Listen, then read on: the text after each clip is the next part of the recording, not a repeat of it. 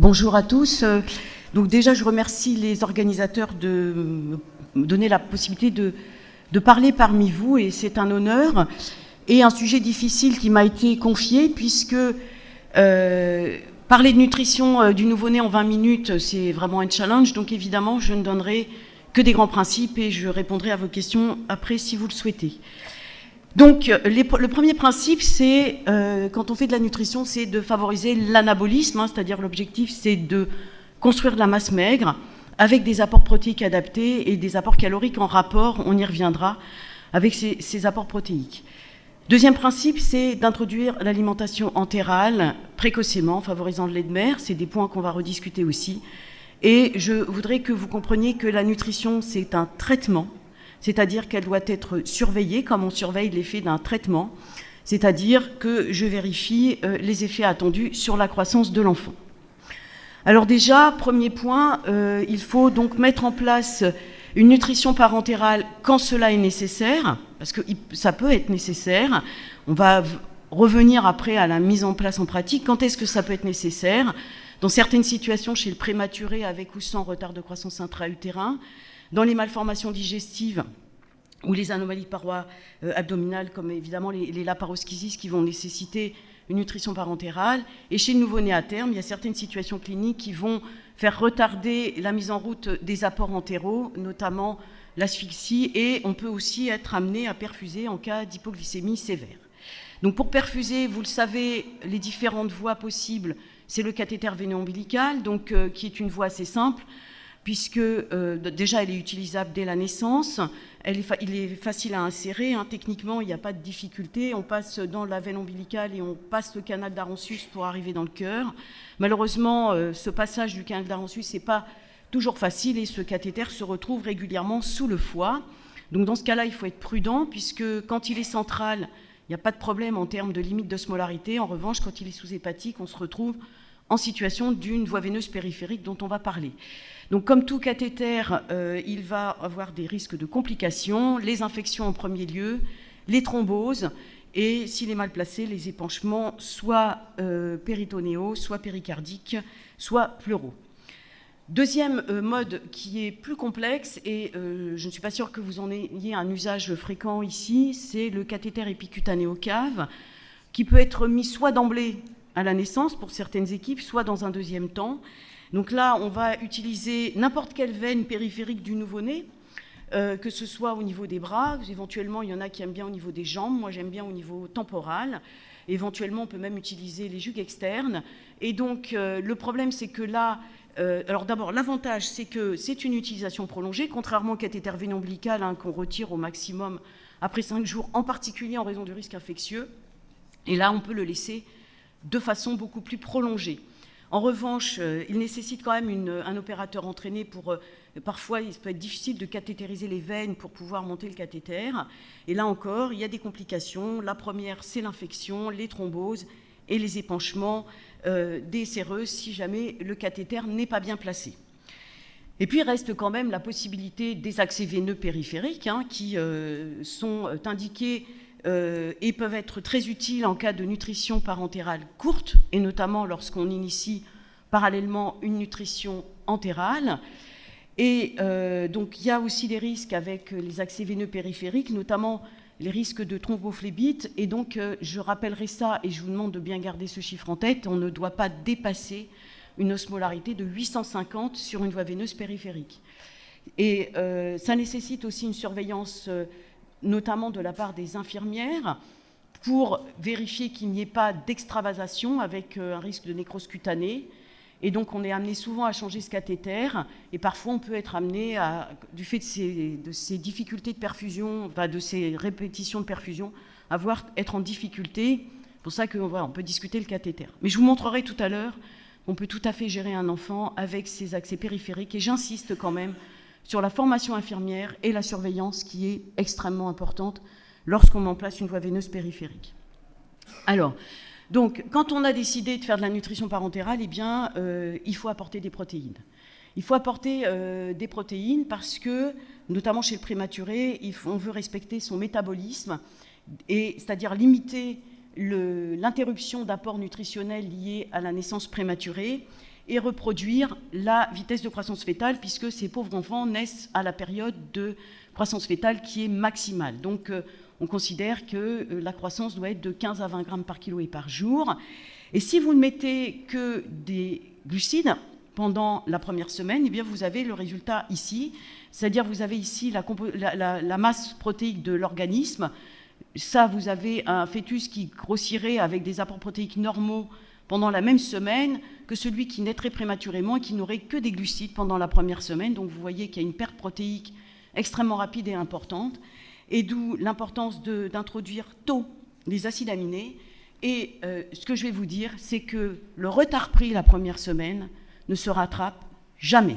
Et vous arrivez au retard de croissance extra-utérin, comme vous avez ici, où vous avez, plus les enfants sont immatures, plus la fréquence du retard de croissance extra-utérin, que ce soit sur le poids, la taille ou le périmètre crânien, est important.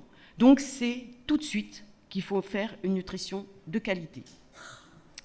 Alors, il y a des recommandations de l'EBSGAN qui ont été actualisées en 2018 sur les apports protéiques, qui sont basés donc sur le fait qu'il y a des pertes protéiques obligatoires, vous l'avez vu, qu'il faut favoriser la rétention protéique et l'accrétion protéique.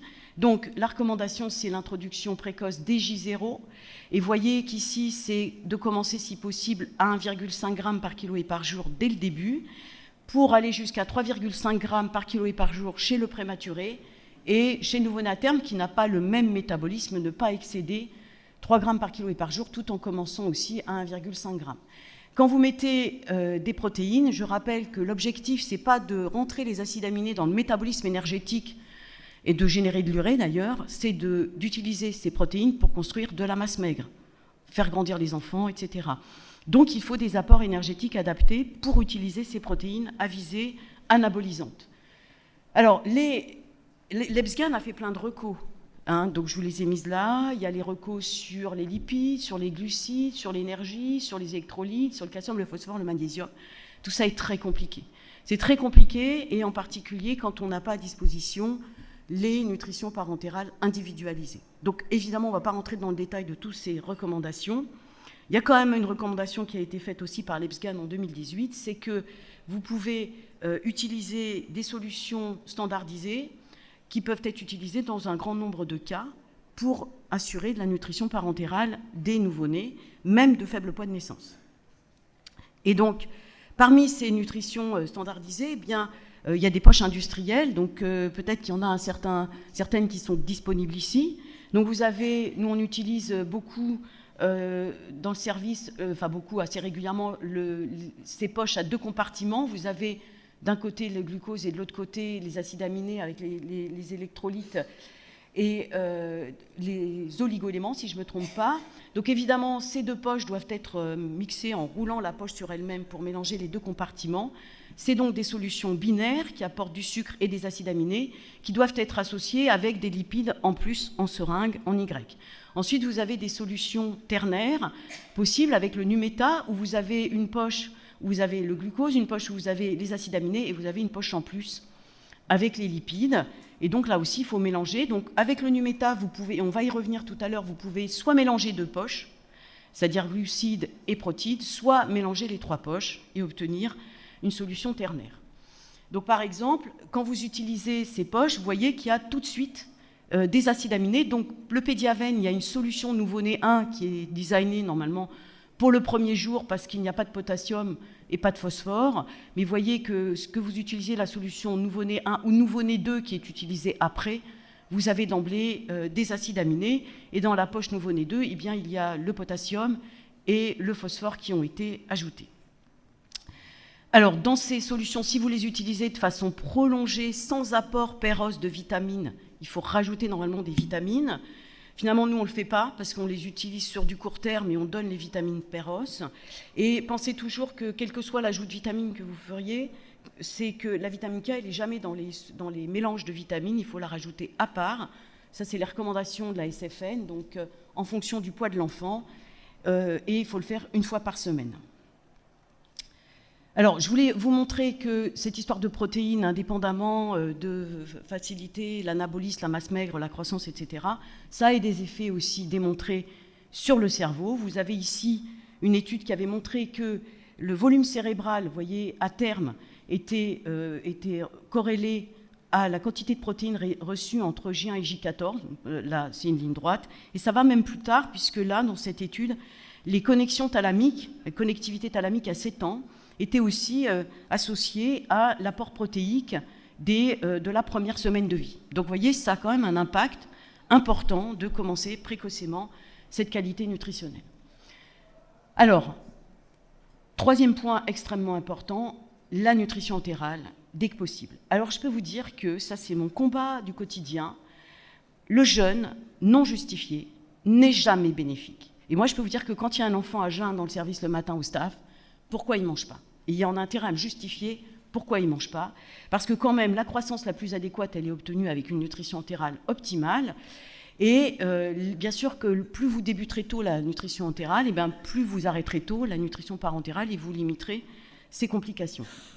Donc, un des moyens, si vous êtes un peu gêné, je ne sais pas trop, il est petit, il a l'entéropathie, etc., un des moyens de commencer tôt la nutrition entérale sans risque, c'est la nutrition trophique. Donc ça, c'est un concept qui est extraordinaire puisque vous utilisez le lait de façon non nutritive, c'est ce que j'appelle le lait médicament. Vous utilisez 10 à 20 ml kilo de lait pour un enfant, donc pour 1 mg, c'est 1 ml/heure en bolus toutes les heures.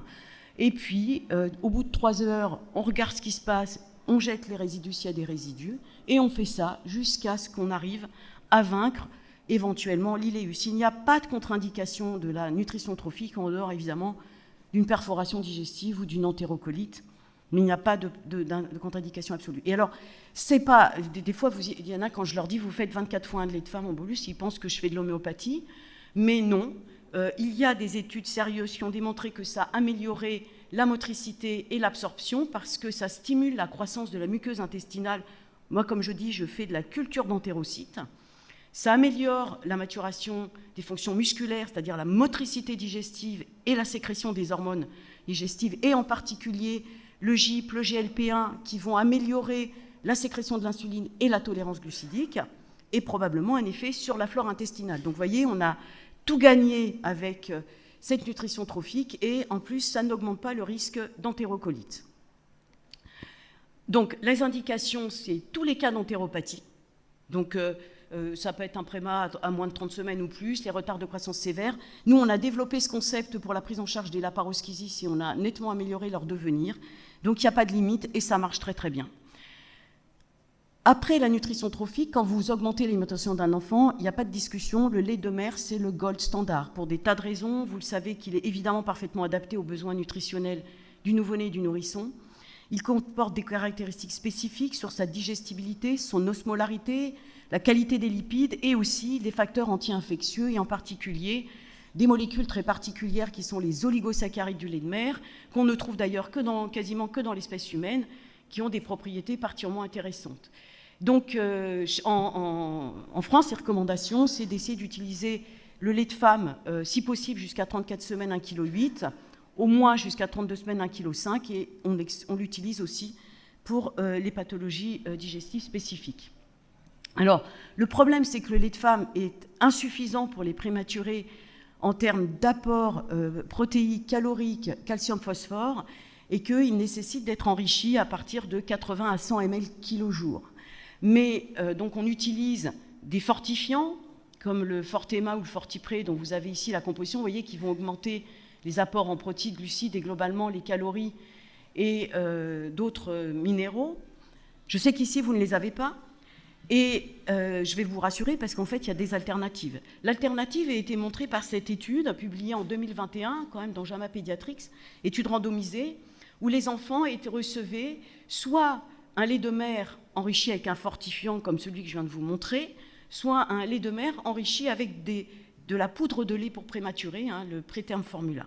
Donc vous voyez ici, là vous avez la composition du lait de mère, ce que modifie ces apports. Donc la préterm formula augmente bien les calories, par contre elle augmente moins les protéines et elle apporte moins de calcium et moins de phosphore. Mais c'est déjà mieux que le lait de mère tout seul. Le résultat est qu'il n'y avait pas d'infériorité de l'utilisation de cet enrichissement avec de la poudre de lait pour prématurés, vous voyez, en termes de croissance, que ce soit sur le poids, la taille, le périmètre crânien, le nombre de retard de croissance extra-utérin. Il y avait même moins d'épisodes d'intolérance digestive, et il n'y avait pas plus d'entérocolite, il y en avait même 0 dans ce groupe-là, etc. Et ce que je ne vous ai pas mis, il n'y avait pas non plus de différence sur l'ostéopénie du prématuré, parce qu'on pourrait se dire, il y a moins de calcium, moins de phosphore, etc. Et surtout, le prix est divisé par 15 par rapport aux fortifiants. Donc je vous encourage à réfléchir à éventuellement d'utiliser cette stratégie. Après, s'il n'y a pas de lait de mère, vous savez qu'il y a les formules pour prématurés, je pense que vous les connaissez aussi bien que moi, le lait pré 1 à haute densité protéique et énergétique, et le lait pré 2, donc le lait pré 1 à partir d'1,5 kg 32 semaines, et à partir d'1,8 kg jusqu'à 3 kg, le lait pré 2.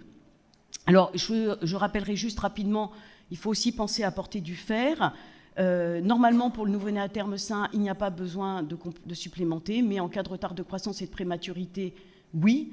Intérêt du clampage tardif du cordon, et je pense que ça a été évoqué par Umberto, et vous voyez que le stock en fer, en fait, il est linéaire avec le poids de naissance. Et là, vous avez ici cette étude qui montre, vous voyez, que sans apport, un nouveau-né à terme s'en sort très bien. Et pour les autres, en fait, ils arrivent à remonter la pente, si je puis dire, quand on leur a fait un apport complémentaire de fer. Alors, évidemment, je vous l'ai dit au début, la nutrition, c'est un traitement, donc il faut évaluer les apports. Donc, on considère 15 à 20 grammes kilo-jour jusqu'à 36 semaines. Et puis, si vous voulez réfléchir pour ajuster vos apports, il y a un truc très simple, c'est l'urée. Donc, vous regardez, si votre enfant grossit pas bien et qu'il a une urée basse, ça veut dire qu'il n'a pas assez d'apport protéique. Et si en revanche, son urée est élevée et qu'il grossit pas bien, donc c'est qu'il a des apports protéiques trop élevés ou un apport calorique insuffisant au regard de son apport protéique. Mais ça peut aider à réfléchir facilement et à ajuster. Et s'il vous plaît, utilisez des courbes pour vérifier la croissance de votre enfant. Vous prenez celle que vous voulez. Je n'ai pas d'avis sur la question, c'était juste pour vous dire, il y a des courbes, il y a les courbes OMS, il y a des courbes, et en fait, il faut s'assurer qu'on est sur une dynamique de croissance correcte en plaçant une fois par semaine le poids, la taille, le périmètre crânien sur les courbes. Un petit cas pratique pour vous montrer que c'est faisable. Donc, je voulais juste revenir sur le Numeta dont je vous ai parlé au début. Donc, vous savez que le Numeta est très osmolaire. Donc là, vous avez le Numeta, si vous mélangez les deux compartiments. 1400 d'osmolarité, hors cathé central, évidemment, ce n'est pas utilisable. Mais si vous rajoutez 160 ml d'eau dans la poche, vous avez une osmolarité tolérable pour de la voie veineuse périphérique, et vous avez ici la composition qui en ressort. Lorsque vous avez les trois compartiments, l'osmolarité est un peu plus faible, mais non tolérable en périphérie. Si vous rajoutez 110 ml d'eau, vous avez une osmolarité qui reste correcte pour des apports en voie veineuse périphérique. Et donc le cas clinique que nous allons travailler, c'est avec ces deux compositions de Numeta diluées pour l'utiliser sur la voie veineuse périphérique. Il s'agit d'un nouveau-né de 30 semaines, 1,2 kg, 25e percentile. Il n'a pas de morbidité. Donc on va décider de l'alimenter avec du lait de mère augmenté à 20 ml kg/jour, ce qui est tranquille, parce que c'est 20 à 30 ml kg/jour. Donc je vous ai fait en plus un truc tranquille, si jamais on est un peu angoissé. Et on va utiliser le Numeta. Donc le lait de femme sera enrichi à un moment... pourquoi il me... voilà. Le lait de femme sera enrichi à un moment avec le préterme formula comme dans l'étude que je vous ai montrée. J'ai fait les calculs à partir de ça pour vous montrer. Voilà. Donc, eh bien voilà, moi j'ai décidé que cet enfant, je commençais à lui apporter un volume de 80 ml kg/jour au premier jour, J0, et puis le lendemain il a perdu un peu de poids, donc j'ai augmenté de 30 ml kg, puis 20 ml kg, 20 ml kg, puis là c'est pareil, il ne grossit pas très bien, j'ai augmenté de 3 ml kg, je suis à 180, je m'arrête là. Okay. Donc là, vous avez le volume par jour. Là, vous avez la perfusion, le débit de perfusion par jour. J'ai commencé le premier jour avec 2 compartiments, c'est-à-dire pas de lipides. Vous avez ici l'apport calorique et l'apport protéique avec 2 compartiments, le lait de mère, et vous voyez, on est à 1,86 g par kilo et par jour, donc ce qui est tout à fait correct. Et puis, à partir de J1, j'ai mis des lipides, j'ai mélangé les 3 compartiments dilués. Je précise, chaque fois, on est en voie veineuse périphérique. Et j'augmente le lait donc, de 20 ml kg/jour pour cet enfant. Ça fait 1 ml sur chaque ration, donc 3 ml sur chaque ration, c'est-à-dire 24 ml par jour d'augmentation. Et vous voyez que ça se passe plutôt bien en termes d'apport calorique. On est à 120 calories kilo à J4. Et J6, j'ai même un peu forcé le trait puisque j'ai laissé la voie veineuse, ce qui me fait quand même 148 calories kilo et 3,8. Donc là, si jamais il y avait un problème de perfusion, on pourrait se permettre d'arrêter, et de toute façon, à J7, c'est terminé, et vous avez un enfant qui est correctement alimenté en termes d'apport protéique. Et vous voyez, l'enrichissement qu'on dit à 100 ml kg, moi, je l'ai décalé à J6 en me disant, ouais, il est petit, machin, peut-être qu'il a une entéropathie, etc. Donc, vous voyez, même en prenant mon temps sur l'augmentation de l'alimentation entérale et en enrichissant un petit peu plus tard, et bien cet enfant, ça s'est bien passé. Voilà, donc en conclusion, la nutrition doit être considérée comme un traitement du nouveau-né à part entière. Elle doit être conduite avec précision pour assurer des apports caloriques et protéiques adaptés. Et attention, donc c'est un enjeu pour l'avenir neurodéveloppemental, et j'ose pas dire même probablement cardiométabolique, parce que c'est un sujet en soi. Et donc, à titre d'exemple, juste, c'est une étude qui est issue de l'équipe de Jean-Christophe Rosé, où ils ont montré, si vous voulez, que c'est pour vous montrer qu'en fait, il ne suffit pas de les faire grossir avec du gras, mais que la qualité de la croissance est aussi importante, puisque c'est des enfants qui ont eu un ASQ à 2 ans. Et vous voyez que ceux qui avaient l'ASQ le plus bas, c'est un score de développement, c'est ceux qui avaient un Z-score de fat free mass, donc de masse maigre le plus bas. C'est-à-dire, moins vous avez de masse maigre à la sortie du service, et plus vous avez de masse grasse, et plus votre ASQ à l'âge de 2 ans est mauvais. Voilà, donc nourrissez-les bien et regardez ce que vous faites. Je vous remercie.